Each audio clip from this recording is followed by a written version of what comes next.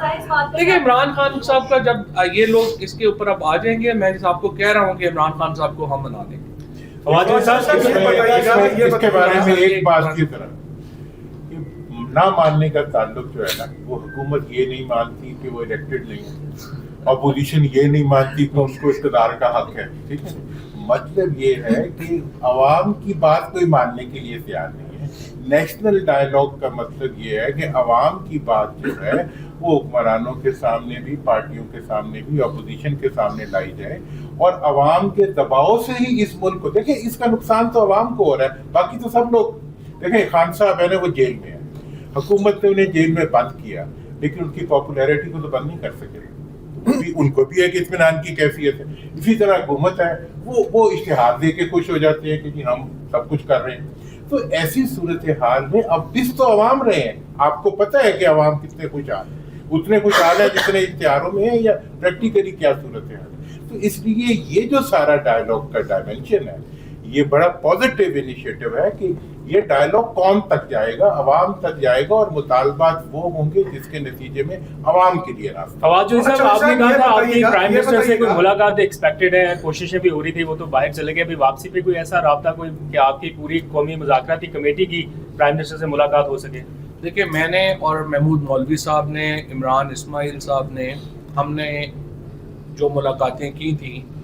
Government کے سارے ہی senior ministers کے ساتھ ہماری ملاقاتیں ہوئی تھیں، اسپیکر صاحب کے ساتھ ہماری ملاقات ہوئی تھی، اور اس ملاقات میں ہم نے یہی عرض کیا تھا کہ آپ مذاکرات کی طرف آئیں، اور مذاکرات کی طرف آنے کے لیے آپ کو ایک ماحول بنانا پڑے گا، اور اس ماحول کے لیے آپ کوٹ لکھپت کے جو قیدی ہیں ان کو ریلیف دیں۔ ان پرنسپل وہ لوگ ایگری ہیں، لیکن ہمیں یہ کہا گیا انفارملی ان کی طرف سے نہیں، اور وہ کہا گیا کہ آپ تھوڑا ویٹ کر لیں، ہم اپنی پارٹی کے اندر اس پہ ایک ڈسکشن جو ہے وہ کر لیں۔ ہم تو ابھی تک انتظار کر رہے ہیں کہ وہ اپنا ڈسکشن کریں اور ہمارے ساتھ بیٹھیں اور چیزیں آگے چلانے کی کوشش کریں۔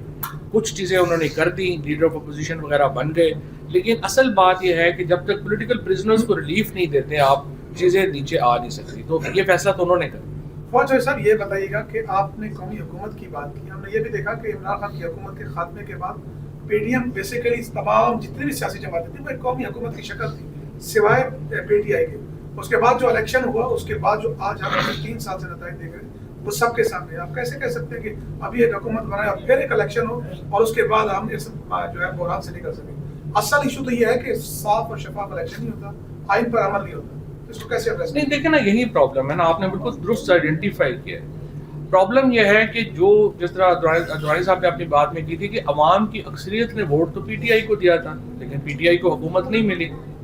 اور اس لیے پی ٹی آئی کو حکومت نہیں ملی کہ پاکستان کی جو تلخ حقائق ہیں ان کے مطابق، اس کے مطابق چلنا ہوتا ہے۔ ہم کو مارس پہ تو رہتے نہیں ہیں، ہمیں ان ساری چیزوں کی ریئلائزیشن کرتے ہوئے ہم اسی لیے کہہ رہے ہیں کہ پاکستان میں پہلے آپ سیاست کا ماحول تو پیدا کریں،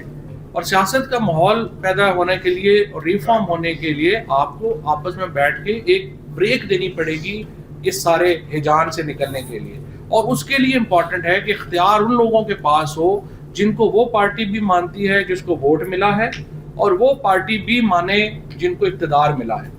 یہ دونوں اکٹھے ہوں تاکہ ہم آگے چلیں۔ سر صاحب یہ بتائیے گا